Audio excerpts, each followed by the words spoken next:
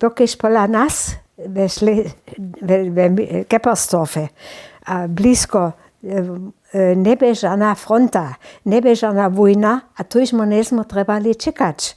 Ta fronta Jessočanova byli smir Lubań, Zorielc, usojecuchu do Berlina, a Berlin dobyć.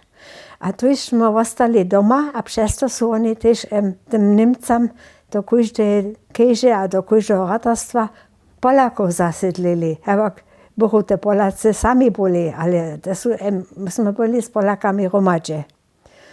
Ale radwoj są oni mnie mianowali Flüchtlingsholzer. A przeciwko tomu, co ja wobaram, ja nie jestem ciekawa, ale też nie jestem upokazana, kaž Niemcy oni praja vertrieben. To nam są oni kazali, że mamy się zetkać, że są nas mnie byli usiedlili. Das zetkać, co rano siedzimy przy korczmie, a potem oni nas dowiedzieli do Jeleniej Góry na czas. A jsme mohli jenož to sobą brać, što mohli nieść.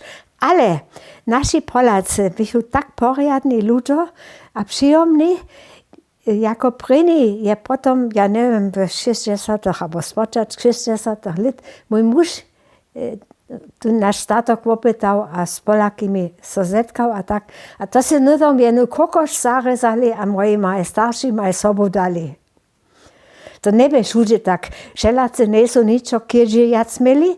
K nám je chodil napríklad každý deň k obedu jen šulský tovarš od mňa.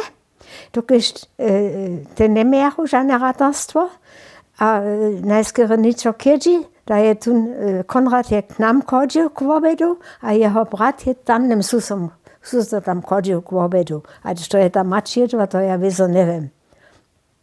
Ale naši bychu jara dobrí.